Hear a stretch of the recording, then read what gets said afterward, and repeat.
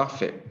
Alors, le sujet qui nous réunit aujourd'hui, donc, c'est l'optimisation des achats de classe C.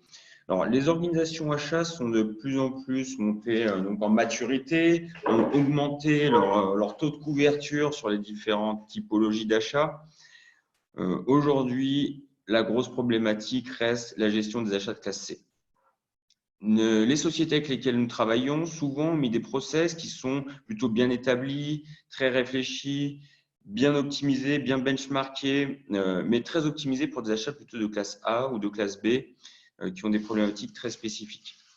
Donc, lors de ce webinaire, l'objectif, c'est de réidentifier déjà ce qu'est un achat de classe C pour ceux qui ne connaissent pas. Je tiens tout de suite à le préciser, il ne s'agit pas d'achat de classe C Mercedes parce que j'ai souvent, suite à la proposition de webinaire, des réponses pour me dire que les personnes ne cherchaient pas de voiture. Donc là, on parlera bien des achats de classe C, donc qui sont une classification statistique des achats.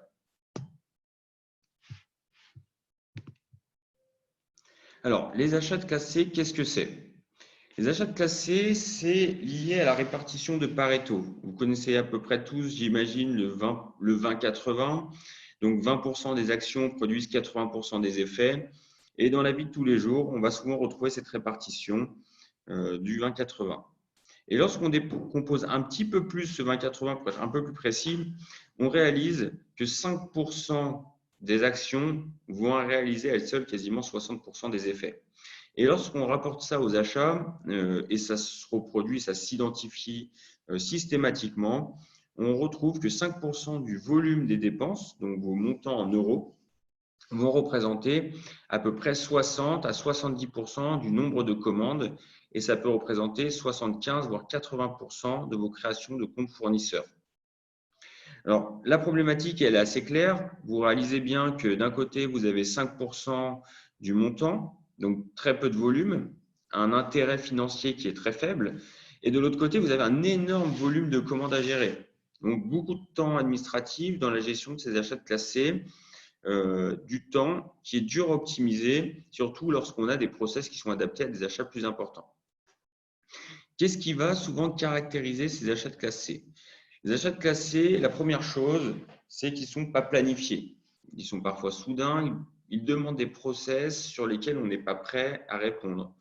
Donc, de dernière minute, c'est souvent, comme dans les achats, c'est très urgent parce que la personne qui en a besoin pour un bureau d'études, qui en a besoin sur sa ligne de production ou parfois sur des besoins beaucoup moins stratégiques, le veut toujours tout de suite. Malheureusement, en interne, on a des processus de référencement de fournisseurs, des circuits de validation de commandes qui sont beaucoup plus complexes et qui ralentissent énormément ce processus de commande. Donc là, pareil, on arrive sur des problématiques très spécifiques à cette classification achat. On a des technologies qui ne sont pas adaptées. La plupart d'entre vous ont mis des ERP qui possèdent un module achat. Ce module achat est très complexe. Il a des formulaires qui demandent une multitude de champs et de renseignements qui sont parfois trop riches pour ces typologies d'achats sur lesquelles on sait les classer, mais pas de manière très précise. Et surtout, on n'a pas envie de saisir un ensemble d'informations pour un achat qui est de très faible montant. En effet, vous pouvez très rapidement le voir, vous avez 5% du volume versus 60% des commandes. Donc, on est sur des montants uniques par commande qui sont très faibles. On est, nous, en moyenne, chez nos clients, sur un panier moyen de 1 500 € par commande. Et surtout, sur des commandes qui ne sont pas récurrentes en termes d'articles et sur des fournisseurs avec lesquels on va très peu souvent travailler, voire on va travailler une seule fois. Donc, ce qu'on appelle donc des achats spot. En plus de ça, sur ces achats de classe C, on a souvent des demandes d'achat via Internet ou via des processus d'achat qui sont un peu différents. Donc, on a des paiements carte bleue, on a des paiements PayPal. Aujourd'hui, on a même des abonnements Uber. On peut avoir des achats à l'étranger qui demandent du Western Union, du chèque, des devises étrangères.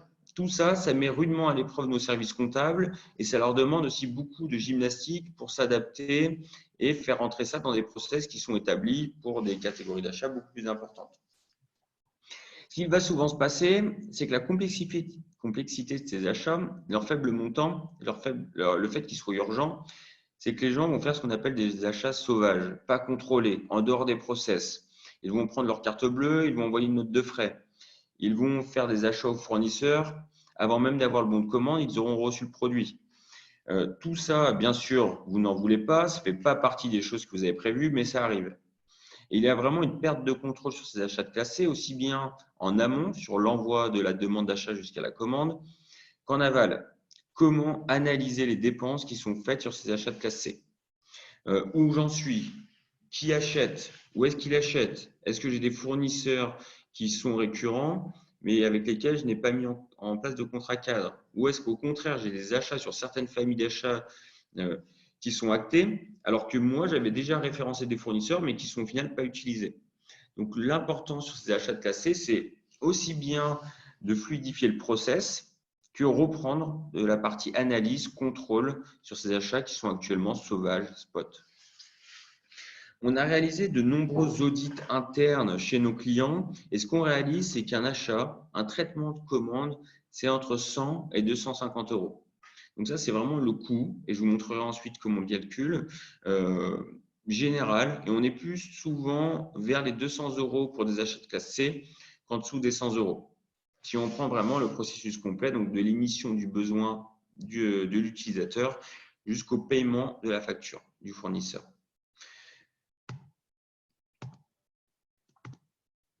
Alors, ces achats de classe C, on a dit qu'ils étaient spot, on a dit qu'ils étaient de faible montant, qu'on a des process peu adaptés et surtout, ils viennent d'une multitude de départements qui ont des besoins différents sur une multitude de familles d'achats. Donc là, on va reposer un nouveau problème. C'est qu'on peut difficilement, on ne va pas traiter un achat de classe C de transport comme on traite un achat de classe C marketing ou consommable. On va pouvoir mettre en place des stratégies différentes, ce qui rend encore plus compliqué l'uniformisation de cette typologie d'achat. Donc, les principaux problèmes qui vont être rencontrés immédiatement quand on interroge nos clients, le premier, c'est la création du compte fournisseur. Un création de compte fournisseur, souvent, c'est long, ça demande beaucoup d'informations, ça demande d'aller récolter des documents et ça fait rentrer dans des processus de circuit de validation qui sont parfois beaucoup trop longs. On retrouve le problème de traçabilité. Je suis acheteur, je veux reprendre du contrôle sur ces achats de cassés, où je vais chercher l'information et combien ça me prend de temps d'aller chercher cette information en opposition à sa valeur. Comment je vais gérer et mettre à disposition des moyens de paiement qui sont différents pour mes équipes? Je vais avoir une multitude de factures qui vont arriver donc à la partie comptabilité. Comment je vais gérer ces factures? Je vais avoir du paiement comptant, de la compte, des devises étrangères, des factures non conformes, parfois des factures qui vont arriver avant même la réception par des fournisseurs qui ne sont pas très bien organisés parce qu'on est encore une fois sur des faibles montants, sur des fournisseurs qu'on n'a pas vraiment sélectionnés. C'est plutôt le demandeur, le client interne qui nous l'a imposé. Donc, comment je vais gérer ces factures?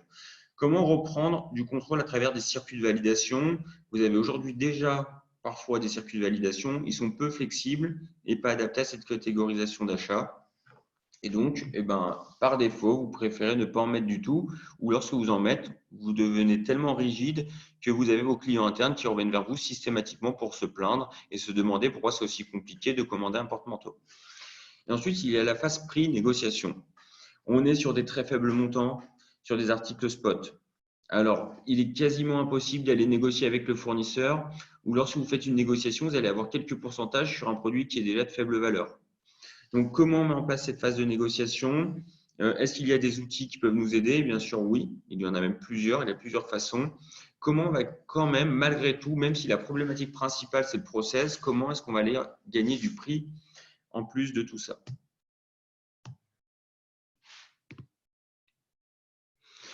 Ces achats de classe C, on va les décomposer donc en différentes catégories. C'est ce qu'on appelle également la longue traîne. Pourquoi? La longue traîne, comme vous le voyez sur cette courbe, c'est ce qui va aller donc se rapprocher petit à petit sur l'axe des abscisses, en tendant pas vers l'infini parce que vous ne faites pas une infinité d'achats, mais si on devait tous les inclure, on aurait donc une courbe qui serait très longue. Et donc on va prendre cette longue traîne qui va correspondre entre général, donc comme je l'ai dit, à peu près 5% de volume d'achat, mais qui parfois chez certains clients, peuvent correspondre à beaucoup plus de volume d'achat en termes d'achats non maîtrisés, non contrôlés. Et on a parfois 20% du volume d'achat qui est catégorisé ou considéré comme un achat de classe C.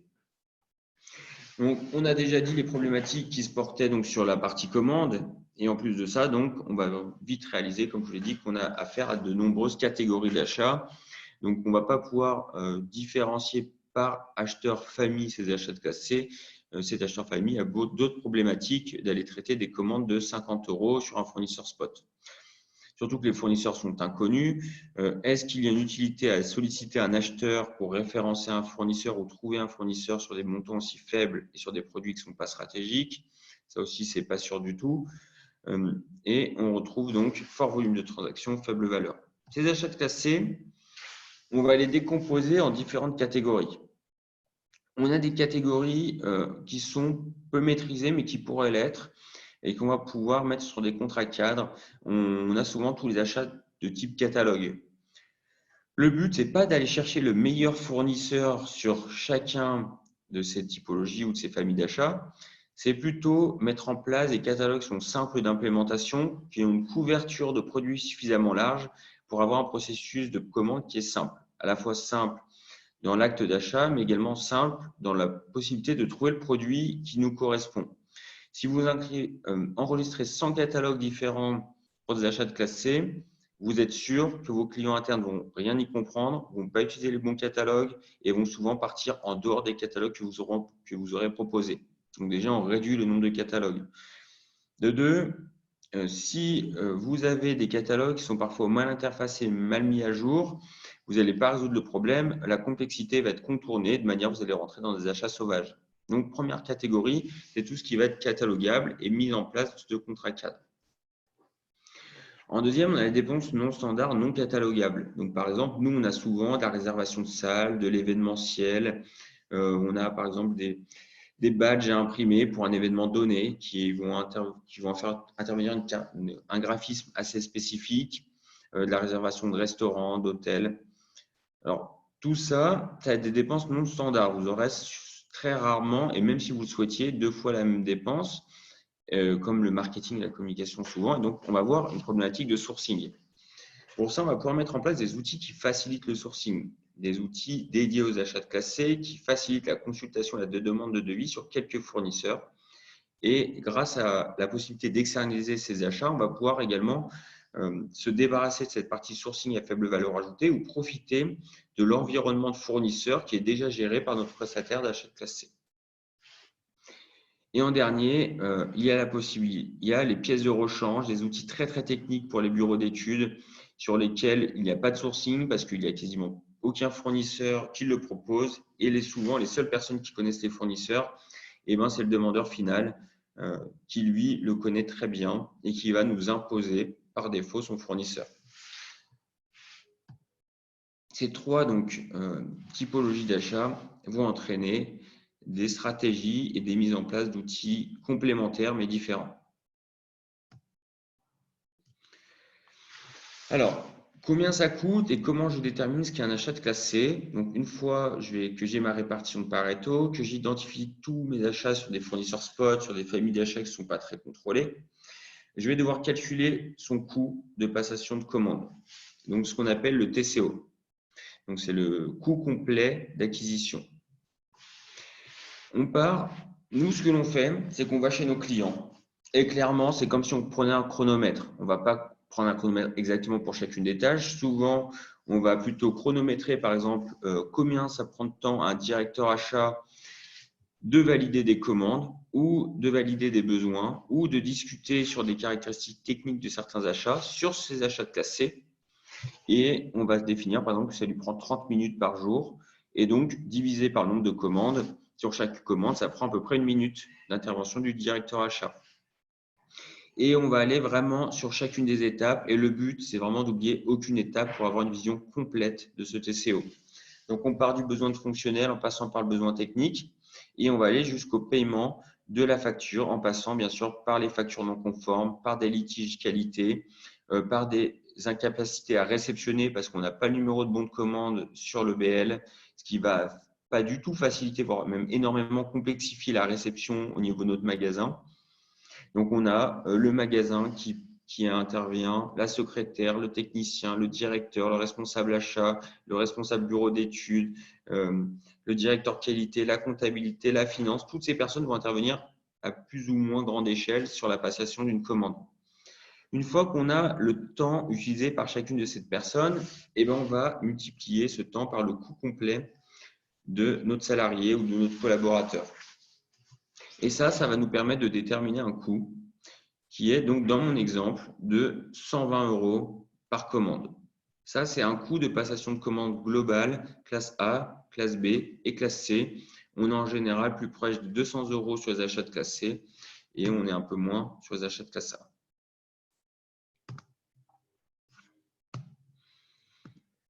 Donc, voilà. Là, on est un petit peu moins comme sur les achats de classe C dans mon exemple. Donc, on va calculer le coût d'interne de commande et on va définir donc mes grandes catégories. On remarque que les achats de classe A, c'est ceux qui ont les coûts de commande par commande les plus élevés. La raison est assez simple, c'est qu'on va avoir un temps de référencement de fournisseurs, un temps accordé au contrôle qualité, aux appels d'offres, à la renégociation qui va être beaucoup plus important. Donc, même si après on a automatisé le flux souvent, en amont, on a un travail qui est tel qu'on a des achats de classe A qui coûtent de l'argent, mais au final, ce n'est pas très grave. Puisqu'un achat de classe A, c'est un achat qui coûte cher en termes de commande. Donc, le gain ne va pas forcément s'obtenir en travaillant sur la partie process, mais plutôt sur la partie coût. Et on va avoir d'autres problématiques sur les achats de classe A, des problématiques de qualité, des problématiques de qualité du produit, mais également des fournisseurs pour éviter des ruptures d'approvisionnement ou des problèmes d'image par la suite parce qu'on travaille avec un fournisseur qui aurait fait des erreurs ou pris des décisions qui sont malhonnêtes. On a ensuite les achats de classe B.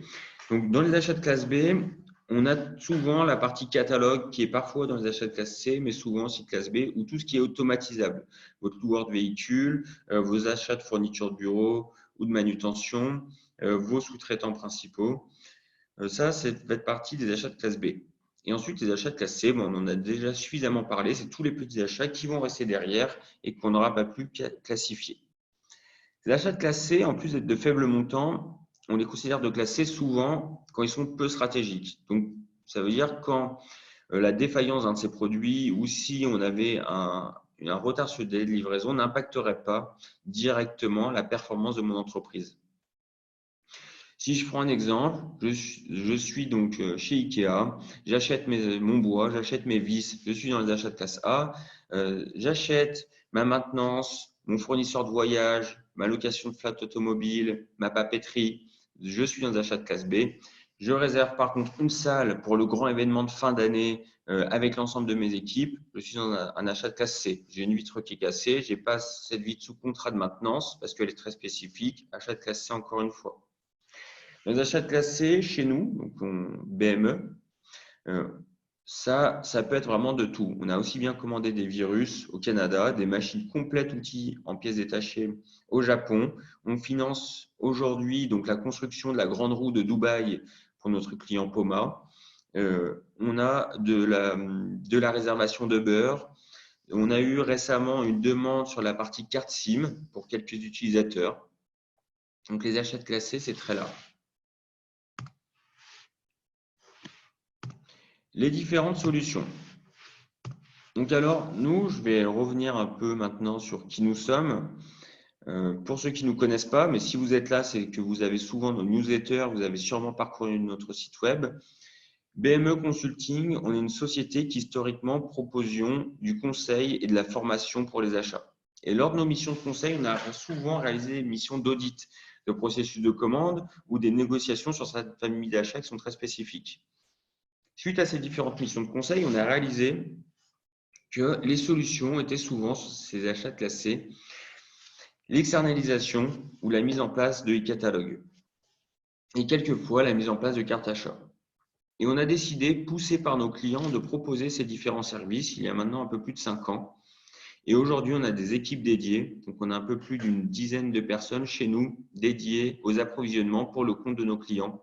Et on devient un prestataire de service, donc on propose un service d'externalisation des achats ou d'achat pour compte.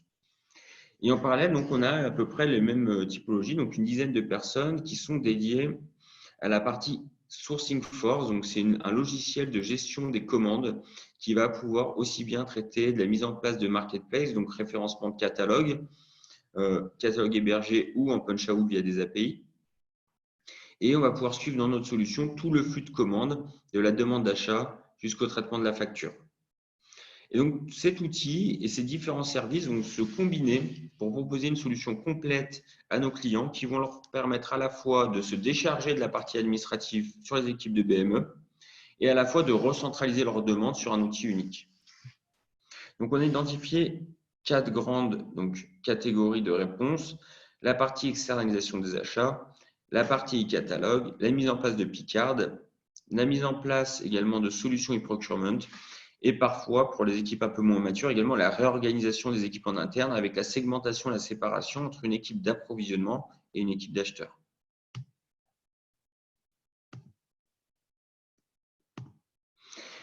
Alors, quels sont les enjeux d'une réflexion sur les achats de classe C, en plus, bien sûr, de réduire le coût administratif de passation de commande?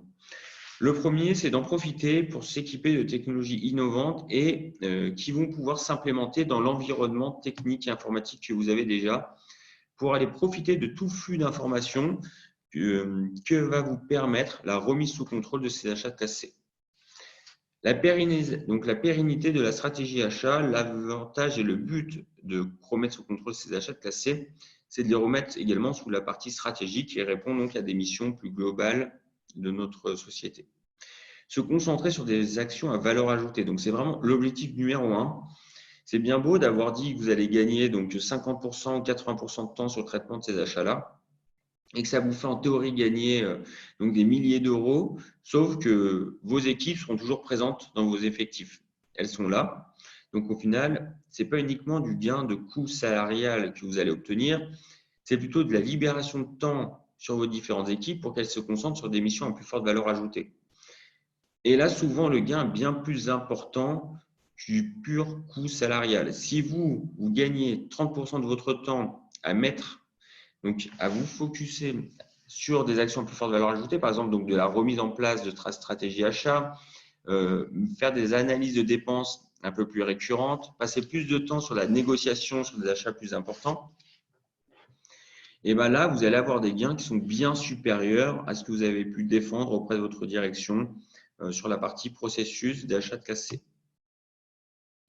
Et bien sûr, maîtriser son risque fournisseur avec agilité parce que se libérer du temps sur les petits achats, sur les achats à faible valeur ajoutée, c'est aussi reprendre du temps pour mieux contrôler, mieux travailler avec ses fournisseurs stratégiques. Vous êtes humain, vous avez un temps qui est limité. Vous imaginez bien que si vous avez 1000 fournisseurs ou 20 fournisseurs, la qualité que vous allez porter sur les 20 fournisseurs sera complètement différente parce que 100% de votre temps va leur être consacré et vous allez pouvoir monter en stratégie et aller mettre en place de l'innovation partagée, aller mieux contrôler le risque de vos fournisseurs, mieux maîtriser votre image. Tout ça, bien sûr, ça nécessite la partie précédente qui est de se libérer du temps en supprimant les actions à faible valeur ajoutée. Donc, ces différentes solutions. Pour aller un peu plus dans le détail, la première solution qui est mise en place, c'est la partie e-catalogue. La partie catalogue, on va la différencier en différents types. Le but, c'est déjà de mettre une place de marché. Donc, vous pouvez directement vous connecter. Vous appelez aujourd'hui Radiosper. Ils vont vous inscrire sur leur site internet. Vous taperez sur Google Radiosper et vous irez sur leur site connecté. Vous ferez vos courses. Mais la problématique, c'est que vous pourrez essayer derrière d'avoir à ressaisir les informations du catalogue. Et en plus de ça, la deuxième problématique que vous aurez, c'est que vous allez avoir Radiosper, Manutan, Lireco, Office Dépôt et d'autres catalogues beaucoup plus techniques. Et vous allez laisser vos utilisateurs naviguer sur Internet entre ces différents catalogues. Alors, la première chose à faire, c'est de remettre toutes ces informations sur un outil unique qui va vous donner des informations claires avec des filtres par famille d'achat à vos utilisateurs pour qu'ils retrouvent le bon fournisseur et le bon article sans forcément se perdre dans les méandres d'Internet. Donc, on met en place une place de marché B2B. Ces catalogues, on va pouvoir les travailler de différentes manières, soit via des catalogues punch-out, c'est-à-dire qu'on a une passerelle automatique entre le catalogue du client, du fournisseur plutôt, et votre outil d'e-procurement. L'avantage, c'est que vous allez, via votre outil d'e-procurement, automatiquement vous connecter au site internet du fournisseur, rapatrier votre panier dans votre outil, donc aucune ressaisie, pas de perte de temps sur la saisie. Pas d'erreur de saisie et surtout pas d'erreur de référence fournisseur qui ne serait plus stocké. Et vous pouvez également mettre des catalogues hébergés. Donc là, on va plutôt travailler sur des catalogues Excel qu'on va récupérer chez nous, qu'on va intégrer dans la partie eProc, eProcurement, et vous allez reconstruire un catalogue de type Amazon où vous allez avoir votre segmentation achat. Vous allez pouvoir rechercher par mots-clés des références internes, des références fabricants, comparer les produits entre eux. Et là, on va travailler souvent sur des catalogues un peu plus restreints en termes de nombre d'articles. Donc, les gains immédiats, c'est déjà la fiabilité des données. Vous remettez entre les mains du fournisseur la fiabilité, les références qui sont accessibles. Par contre, vous travaillez bien sur vos tarifications négociées.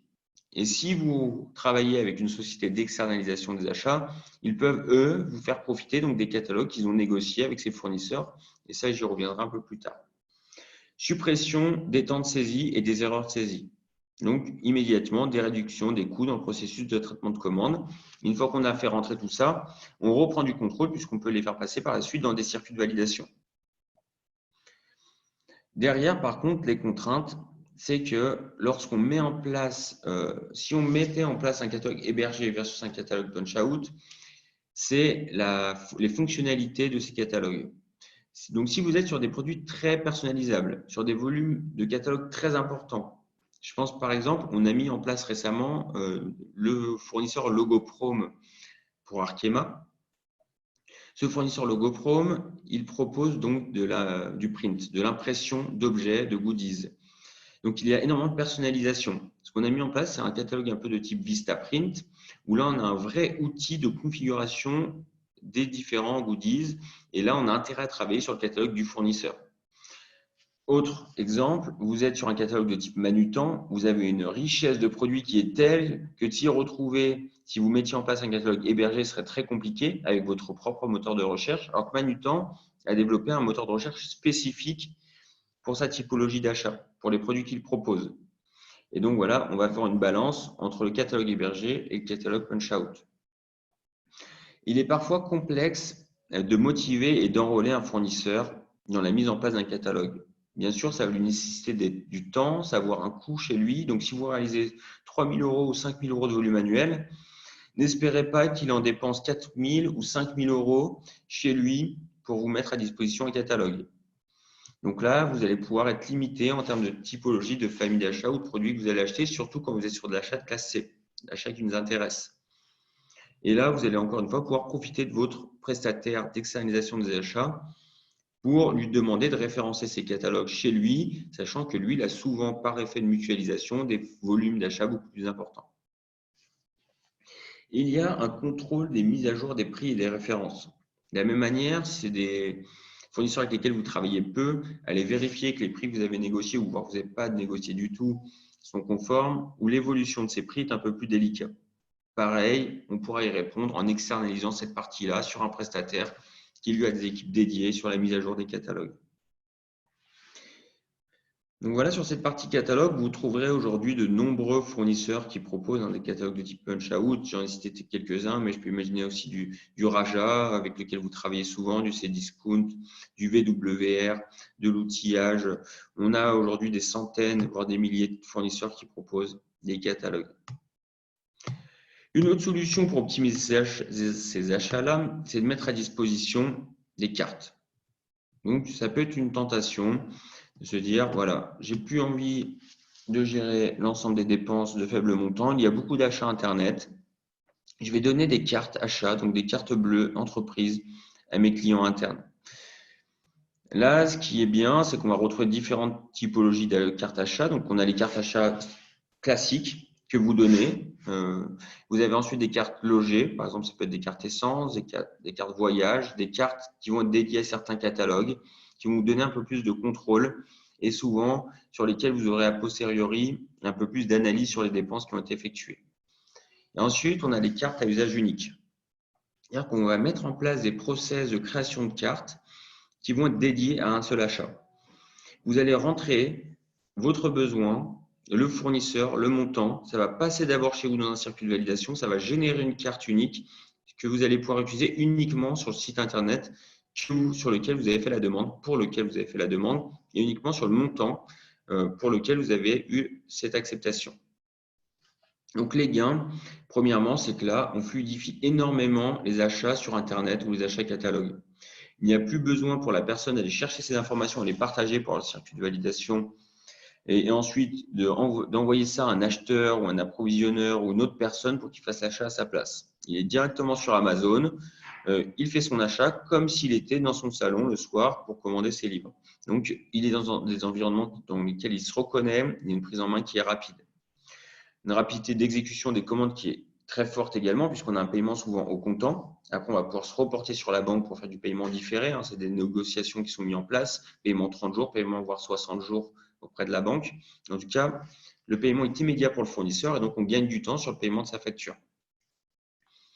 Vous pouvez mettre en place sur certains catalogues qui vont proposer ces achats, le carte logée souvent, des factures uniques mensuelles ou si ce n'est pas payé immédiatement. Donc, vous allez avoir un récapitulatif mensuel un peu plus détaillé.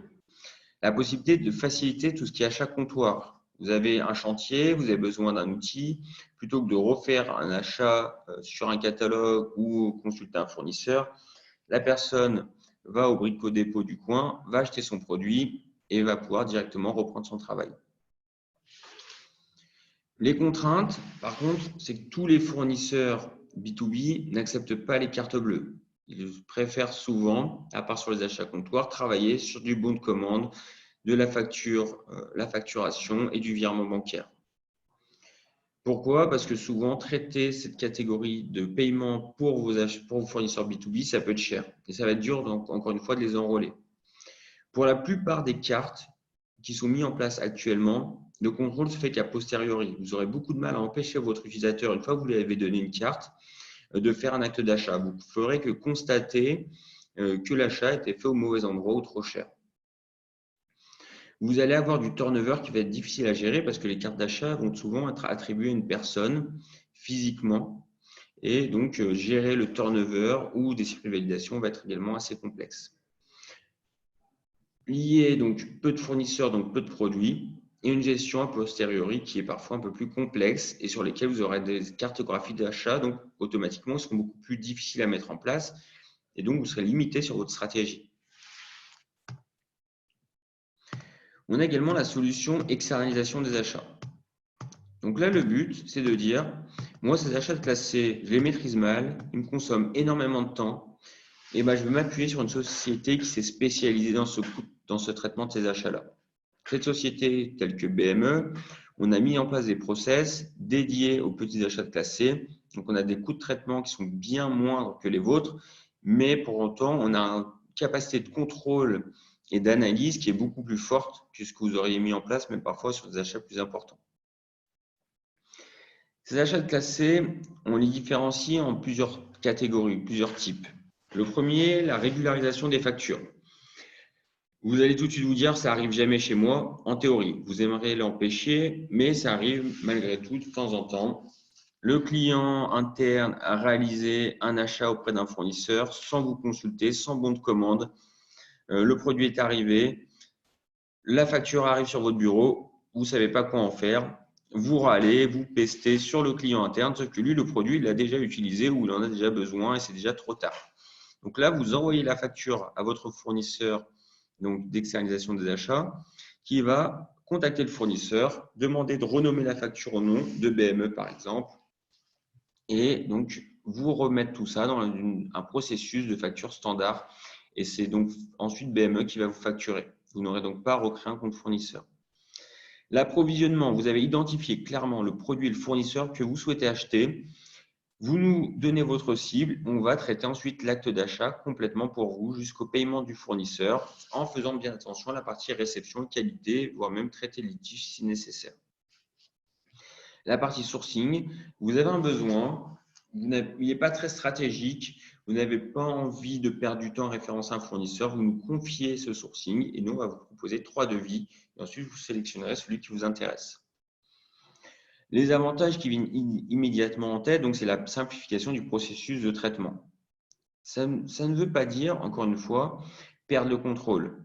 Vous donnez un besoin ou vous demandez à un prestataire d'acheter pour vous, Mais lui, en retour, en plus de vous supprimer cet acte d'achat, la partie administrative, il vous met à disposition des outils qui vous permettent de suivre tout le cycle de vie de la commande jusqu'à la réception.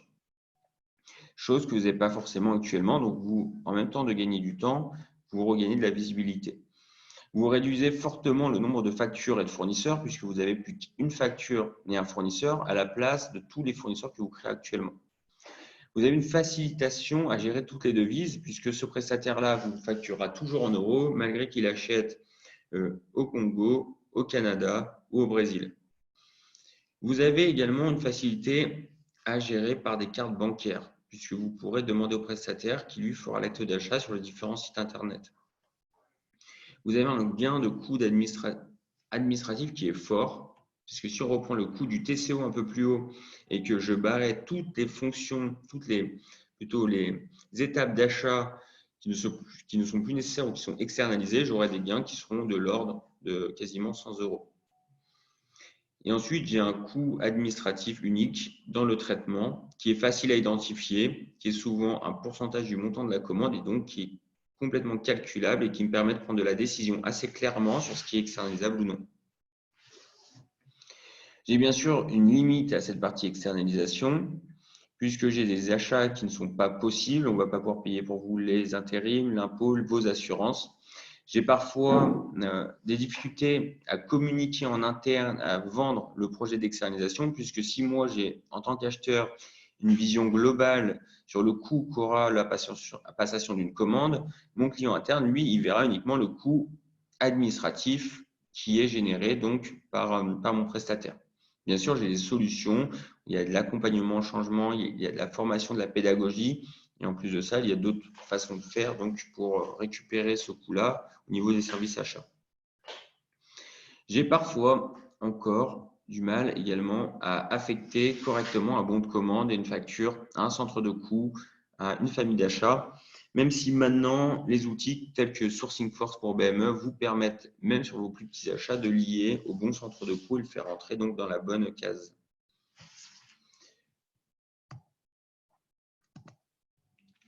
Donc l'objectif, ça va être pour nous, pour notre service. Donc qu'est-ce que l'on propose BME?